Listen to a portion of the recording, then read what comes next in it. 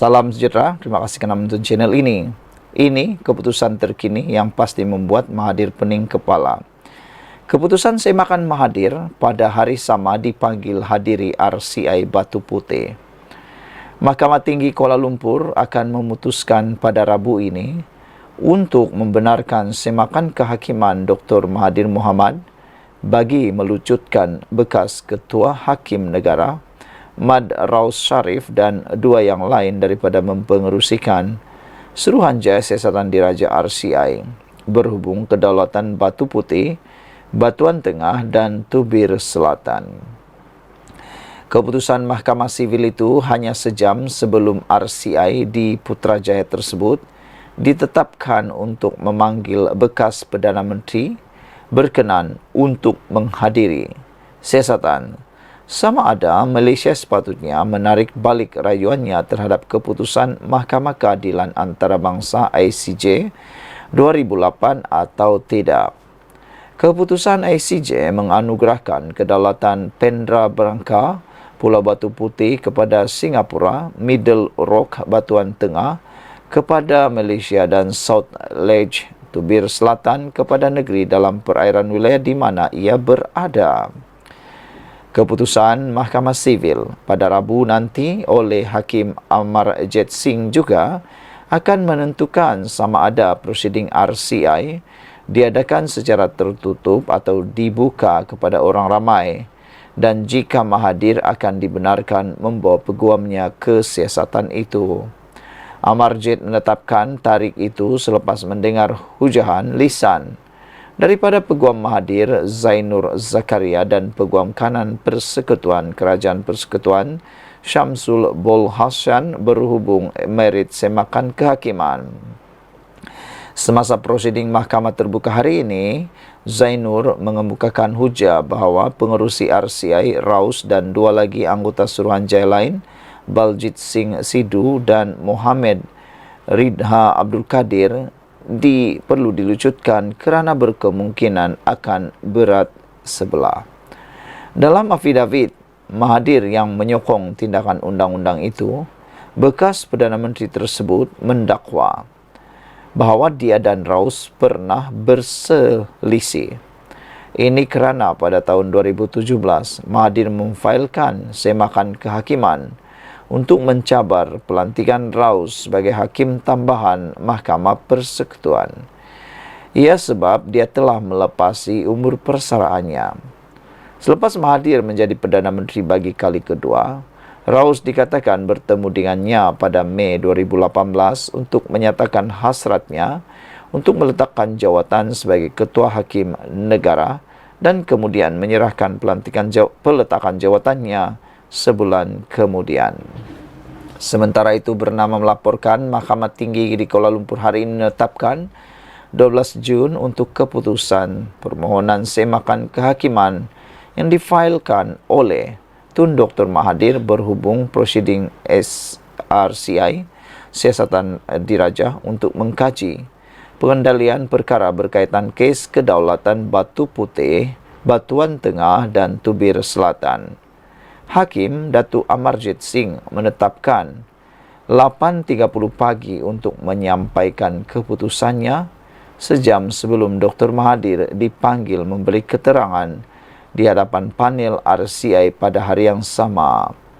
Hakim menetapkan perkara itu selepas mendengar hujahan oleh Peguam bekas Perdana Menteri Zainur Zakaria dan Peguam Kanan Persekutuan Syamsul Bol Hassan yang mewakili Jabatan Peguam Negara.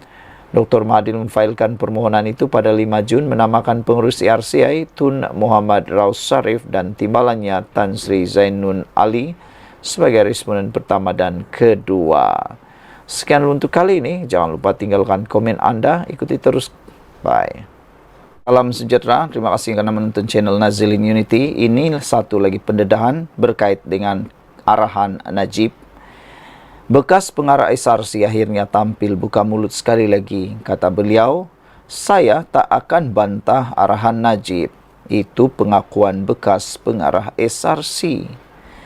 Bekas pengarah SRC Internasional Ismi Ismail berkata, dia tidak akan menolak arahan daripada bekas Perdana Menteri Najib Razak berkaitan syarikat Menteri Kewangan diperbadankan. Dia berkata demikian ketika pemeriksaan balas dengan Peguam Chong Yek Long yang mewakili bekas pengarah SRC Sahrul Azral Ibrahim Helmi dalam perbicaraan kes saman SRC International Senan Berhad terhadap Najib berjumlah 1.18 bilion ringgit di Mahkamah Tinggi Kuala Lumpur hari ini. Ketika itu, kata Ismi, dia tiada sebab untuk mengesaki Najib yang juga Menteri Kewangan. Chong bertanya kepada Ismi, Kementerian Kewangan merangkumi Menteri Kewangan Najib yang juga Perdana Menteri ketika itu dan orang yang melantik anda sebagai pengarah dan pengerusi. Najib ada kata putus berkenan pelantikan pengarah SRC. Dalam keadaan itu, hakikatnya, pernahkah terlintas dalam fikiran anda yang anda boleh menolak arahannya? Ismi menjawab, saya tak akan tolak arahan Najib. Saya yakin dia cuba lakukan sesuatu yang terbaik untuk negara dan SRC. Itu hakikatnya, kata beliau. Sebelum ini, mahkamah membenarkan Najib untuk memanggil Ismi dan Sahrul selaku pihak ketiga dalam saman tersebut. Ismi berkhidmat dengan SRC sejak 2011 hingga 2014. SRC menyaman Najib berhubung dakwaan penyelewengan sebahagian daripada 4 bilion ringgit pinjaman RM3.6 bilion ringgit atau AS 1.18 bilion dolar dalam kadar pertukaran asing antara 2011 dan 2012 yang diterima syarikat itu daripada kumpulan wang persaraan diperbadankan KUAP antara 2011 dan 2012. KUAP ialah badan berkanun di bawah Kementerian Kewangan, manakala SRC adalah milik penuh MKD. Najib, yang juga bekas penasihat emeritus SRC, sedang menjalani hukuman penjara 6 tahun dan denda 50 juta ringgit dalam kes berasingan membabitkan penyelewengan RM42 juta ringgit daripada syarikat itu. Ismi bukan sahaja menjadi saksi pendakwaan dalam perbicaraan kes rasuah terhadap Najib membabitkan dana 42 juta ringgit SRC, tetapi juga menjadi saksi pendakwaan dalam perbicaraan penyalahgunaan kuasa dan pengubahan wang haram berjumlah 2.27 bilion membabitkan bekas Perdana Menteri itu. Perbicaraan di depan Hakim Faiz Ruz Zainul Abidin bersambung Khamis ini. SRC memfailkan saman itu pada Mei 2021 di bawah pengurusan baru dengan mendakwa Najib sebagai penasihat emeritus planatif telah melakukan pecah amanah dan salah guna kuasa secara pribadi bagi mendapatkan manfaat daripada dana syarikat dan menyalahgunakan berbilion ringgit. SRC memohon pengisytiharan mahkamah bahawa Najib bertanggungjawab ke atas kerugiannya akibat pecah amanah dan menuntut bekas Perdana Menteri itu membayar balik 42 juta ringgit. Syarikat itu juga memohon perintah mahkamah supaya Najib bertanggungjawab terhadap kerugian 1.18 bilion US dollar yang dialaminya serta membayar balik sejumlah 120 juta AS dollar dana yang didakwa dimasukkan ke akaun bank bekas Perdana Menteri itu. Sekian dulu, jangan lupa tinggalkan komen anda. Salam sejahtera. Saya bukan janji kewarganegaraan. Akhirnya, Adun Stulang buka mulut. Adun Stulang Chen Kah Eng menafikan dakwaan. Program taklimat kewarganegaraan anjuran pusat khidmatnya adalah untuk membantu warga asing memohon kewarganegaraan. Kah Eng menegaskan beliau tidak pernah bermaksud untuk menjanjikan status kewarganegaraan kepada sesiapa, memandangkan terdapat garis panduan JPN yang perlu dipatuhi. Beliau sebaliknya menjelaskan bahawa program tersebut adalah untuk memberi penerangan, kesedaran dan pemahaman kepada warga negara Malaysia yang ada ahli keluarganya menghadapi masalah ketiadanegaraan statelessness. Hantaran di media sosial miliknya pada 31 Mei lalu juga dengan jelas menunjukkan tujuan program tersebut. Hanya apabila poster infografik dan caption yang dimuat naik sebelum ini dibaca berasingan oleh sesetengah pihak, ianya menimbulkan kekeliruan dari tujuan asal program taklimat kami, katanya lagi. Menurut Kah Eng, program taklimat itu telah dirancang bagi memberi pemahaman yang lebih jelas kepada golongan ini dalam berurusan dengan jabatan-jabatan kerajaan yang berkaitan, terutamanya Jabatan Pendaftaran Negara JPN, Kementerian Dalam Negeri KDN, Jabatan Immigration Malaysia, dan lain-lain. Menurutnya, warga negara Malaysia daripada kategori B40 dan berkahwin dengan warga negara asing paling ramai terkesan dengan masalah untuk mendapatkan IC biru untuk anak-anak mereka. Justru katanya, sebagai adun di Setulang, pusat khidmat beliau sering didatangi penduduk yang menghadapi masalah isu kewarganegaraan atas pelbagai faktor seperti keruntuhan rumah tangga yang menyebabkan dokumentasi anak ini terabai sehingga menjejaskan masa depan mereka. Terdapat juga kes-kes di mana permohonan telah lama diajukan kepada jabatan kerajaan tetapi atas sebab-sebab tertentu tidak layak dokumen tidak mencukupi, ianya tidak dapat diproses. Bagi kes seperti ini, pihak kami akan membantu dalam membuat semakan dan atau rayuan dari jabatan berkaitan.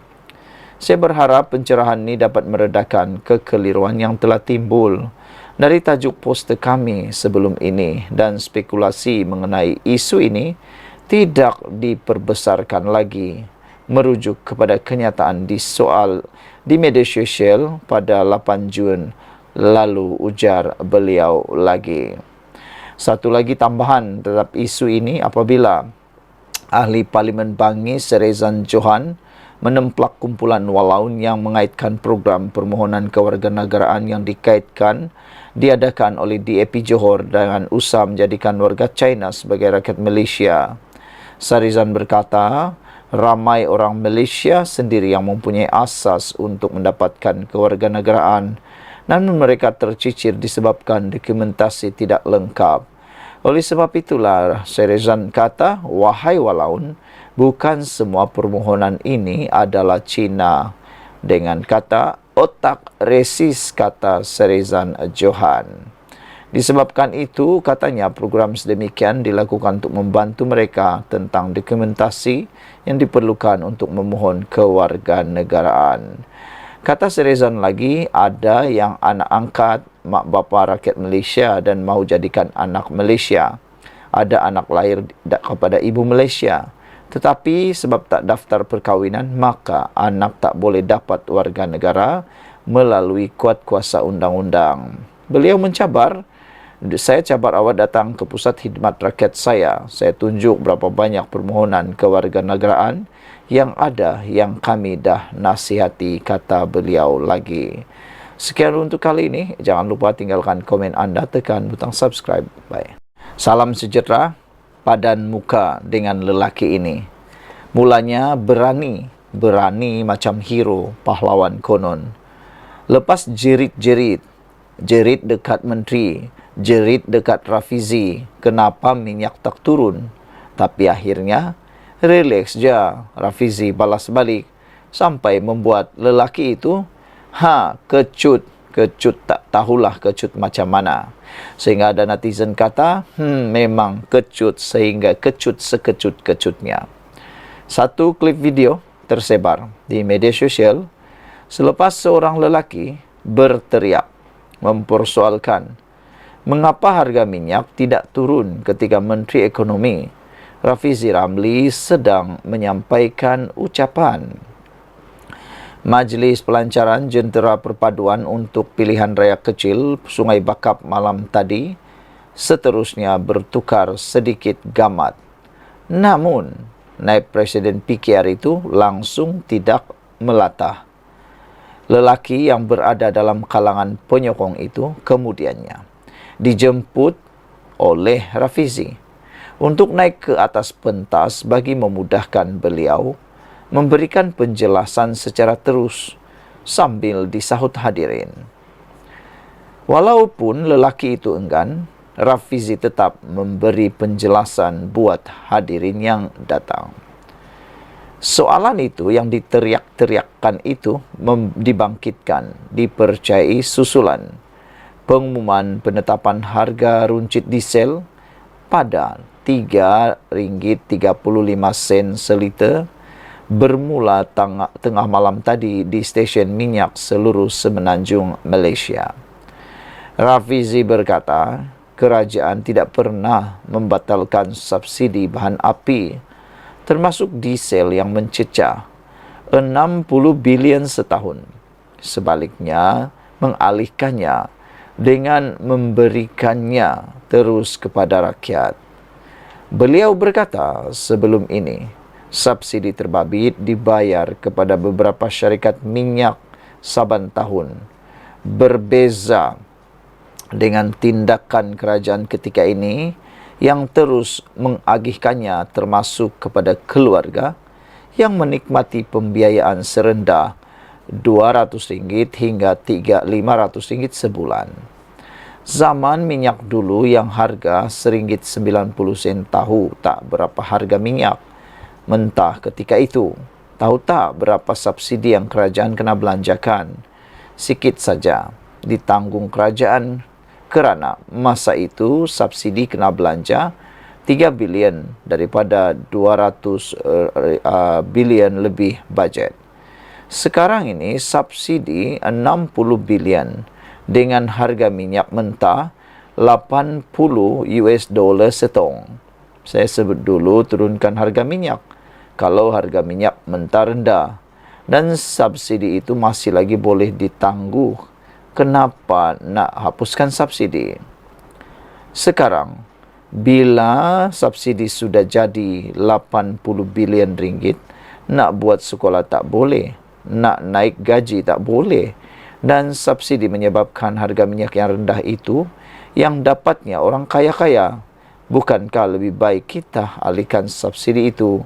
Bukanlah kita batalkan, kata Rafizi lagi. Kita alih subsidi maksudnya subsidi terus diberi. Diesel kenderaan awam, lori kecil, pickup, peniaga semua dapat. Malah orang biasa gaji 100,000 ke bawah setahun pun dapat, atau kita agihkan kepada keluarga biar dapat subsidi minyak tiap-tiap bulan 200, 300, 400 atau 500 katanya lagi. Dalam pada itu, Rafizi turut menyuarakan keyakinan bahawa rakyat akan dapat melihat dengan lebih baik bagaimana peruntukan subsidi itu disalurkan kepada isi rumah berbanding terus dibayar kepada syarikat minyak. Sekian dulu untuk kali ini. Jangan lupa tinggalkan komen anda, tekan butang subscribe. Kita jumpa lagi. Bye-bye. Salam sejahtera. Subsidi diesel bersasar. Kalau pas kata okey, walaun kenala walo. Setiausaha Agung PAS umum di Facebook pada 9 Jun 2024 bahawa PAS sokong matlamat baik kerajaan untuk langkah ini. Walaun bolehlah rileks dan wala keputusan PAS pusat. PAS tekankan pelaksanaan tak bebankan rakyat seperti diulang-ulang oleh Perdana Menteri ke-10. Awal-awal memang ada benda yang perlu diperbaiki, tapi kalau tak mula, macam mana nak tahu? Dari tahun 2010, semua kerajaan BN, PH, PN cakap nak buat penyesaran subsidi ini, tapi tak buat-buat juga. Hanya cakap tapi tak berani buat. Kerana engkau tahu dan kita semua tahu, perkara ini adalah perkara yang tidak popular. Bila tidak popular, besar kemungkinan akan menyebabkan undi mungkin banyak yang hilang. Itu saja yang dikejar oleh mereka. Berbeza dengan Perdana Menteri Anwar Ibrahim, meskipun perkara ini bukanlah popular, tidak disenangi dan mudah dispin, mudah ditunggang isunya oleh orang lain, terutamanya pembangkang ataupun musuh. Tapi Anwar Ibrahim tetap mengambil langkah, ambil saja. Yang penting negara dapat diselamatkan dan juga rakyat dapat diperjuangkan. Apa nak buat dengan penjimatan 4 bilion ringgit setahun lepas hapus subsidi pukal diesel? Duit itu boleh guna untuk pastikan harga barang dan kos makanan kekal murah. Caranya, nombor 1, subsidi kurangkan kos pengangkutan logistik. 2, subsidi petani dan nelayan untuk rendahkan kos pengeluaran makanan. 3, subsidi tunai terus ke akaun individu yang layak. 4, stabilkan harga barang dengan memastikan bekalan yang cukup. 5, bantuan tunai kepada yang perlu untuk beli barangan harian. Kalau tangguh lagi, negara rugi 4,5 juta sehari atau 135 juta sebulan. Boleh bina sebuah sekolah setiap bulan atau 4 buah hospital setahun. Yang paling bengang, penyeludup yang dah kaya raya, golongan ultra rich yang nak tambah kaya, dan warga asing. Sekian untuk kali ini. Jangan lupa tinggalkan komen anda, tekan butang subscribe. Jumpa lagi. Salam sejahtera. Pernah dengar pepatah, diberi betis nak peha lagi, sudah dibagi peha nak kepala pula. Mungkinkah itu adalah sesuai dengan apa yang berlaku sekarang ini? Lepas kerajaan bagi akaun 3, muncul pula demonstrasi tuntut pengeluaran akaun 1. Biarpun KWSP memperkenalkan akaun 3 yang membolehkan ahli mereka mengeluarkan simpanan bila-bila masa, namun masih ada desakan yang menuntut pengeluaran dari akaun 1. Hari ini dilaporkan satu demonstrasi aman diadakan di hadapan bangunan Menara Kumpulan Wang Simpanan Pekerja KWSP, kawasan Damansara, untuk menuntut kerajaan membenarkan pengeluaran bersasar kepada pencarum yang tiada lagi baki di akaun 2. Demonstrasi tersebut dilakukan sekumpulan pencarum bersama 3 pertubuhan bukan kerajaan NGO supaya akaun 1, akaun persaraan, dibenarkan untuk dikeluarkan. Ia turut disertai ahli Parlimen Tasik Gelugur, Datuk Wan Saiful Wan Jan. Wan Saiful berkata, beliau bersama wakil NGO lain hadir menyatakan sokongan serta menghantar memorandum tuntutan kepada pihak KWSP bagi memastikan supaya suara rakyat sebagai pencarum dapat didengari. Apa yang dimohon oleh mereka yang berkumpul pada hari ini adalah pengeluaran secara bersasar. Kalau betul-betul perlu, baru boleh keluarkan. Ini jauh lebih rasional, kata beliau. Saya harap hari ini pihak KWSP dan kerajaan dapat mendengar rintihan dan keluhan daripada pencarum-pencarum itu sendiri, kata beliau lagi. Saya akan terus bawa tuntutan ini di peringkat Parlimen, tetapi kesukaran yang kita hadapi ialah kerajaan tidak dengar apa yang kita suarakan, katanya ketika ditemui petugas media di hadapan Menara KWSP hari ini. Namun sedemikian, saudara-saudara sekalian, apa yang tidak mungkin diberitahu oleh Wan Saiful Wan Jan ialah bagaimana kehidupan para pencarum selepas habis bekerja ataupun selepas pencen. Kalau semua simpanan mereka di KWSP itu habis. Anwar Ibrahim pernah berkata bahawa masa depan para pekerja itu perlu dijaga juga, bukan pada hari ini saja. Bagaimana 10 tahun akan datang, 20 tahun akan datang, itu perlu difikirkan. Tapi biasalah, ada orang ini suka mengambil berbagai isu itu untuk dipolitikkan, nak menunggang untuk menjadi isu bahan, nak mahu konon-konon membantu, tapi sebenarnya hanya untuk mau menunggang mendapatkan perhatian. Saudara-saudara sekalian, nak tanya satu hal lah. Kalau semua uang caruman pencarum KWSP ini dibenarkan keluar, nanti sudah pensiun, tiba-tiba tak boleh kerja, duit nak dapat dari mana? Nak tanyalah Wan Saiful Wanjan, bolehkah Wan Saiful Wanjan membantu pencarum-pencarum itu?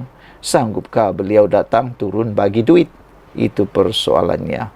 Kadang-kadang orang ni dia tak memikirkan masa depan, dia hanya memikirkan apa yang dia perlukan pada masa kini. Apabila pendapat anda semua? Sila tinggalkan komen anda, tekan butang subscribe. Kita jumpa lagi. Salam sejahtera. Jaga rumah sendiri dulu. Tak payah kait isu air dengan kaum. Ini jawapan Koyo kepada Sanusi. Pedas, padu, pahit, pedih dan memang sekolahkan Sanusi kau-kau.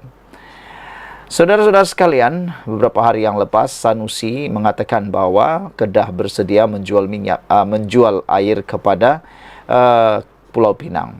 Namun demikian, seorang Mazir Khalid, bekas pemimpin, dia ialah pemimpin UMNO, telah pun mengecam Sanusi. Kata beliau, margin air Kedah pun hanya 1%, nak jual lagi. Kedah pun ada masalah air, nak jual pula. Ada yang tanya, Kedah dah bankrupt ke? Kata mereka. Dulu taklah sampai begitu. Kenapa ni Sanusi? Kata netizen. Ketua Menteri Pulau Pinang, Chow Kon Yeow, meminta Menteri Besar Kedah, Datuk Seri Muhammad Sanusi Maknor, supaya menjaga halaman rumah sendiri terlebih dahulu sebelum menawarkan untuk menjual air terawat kepada Pulau Pinang. Kon Yeow berkata Muhammad Sanusi sepatutnya menjaga negeri sendiri sebelum mendakwa Pulau Pinang tidak mempunyai air walaupun menjadi negeri membangun. Beliau berkata, mereka yang melawat Langkawi kini amat maklum mengenai isu yang timbul akibat kebocoran pada saluran pipe bekalan air terawat dasar laut yang menghubungkan Tanah Besar ke Langkawi yang masih belum diperbaiki sepenuhnya. Jadi, jaga Kedah dulu sebelum tuduh Pulau Pinang, kata Ketua Menteri Pulau Pinang ini. Kata beliau, ya, saya memang akui ada isu air di beberapa kawasan, tetapi kita sudah mengambil langkah untuk menangani isu itu. Katanya ketika berucap pada majlis pelancaran Jentera Pilihan Raya Kerajaan Perpaduan menjelang pilihan raya kecil Dewan Undangan Negeri Dun Bakap malam tadi.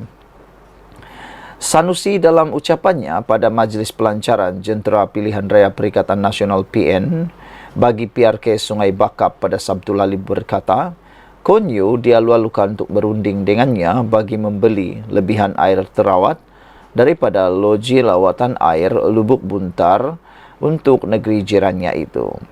LPA Bukit Lubuk Buntar terletak di Bandar Baharu kira-kira 16 km dari sempadan Kedah Pulau Pinang. Kon Yeow turut menegur Sanusi bahawa isu air tidak ada kaitan dengan kaum.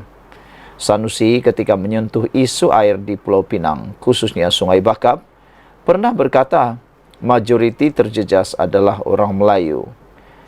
Kita tahu ini tiada kaitan dengan kaum. Ia memberi kesan kepada semua orang. Sanusi mempunyai cara berfikirnya sendiri, tetapi beliau sangat disenangi kerana orang suka mendengar sesuatu yang tidak masuk akal, katanya. Kon Yeow berkata beliau akan menghadapi apa jua cabaran bagi menunaikan tanggungjawabnya. Saya berdiri di sini untuk menangani isu air.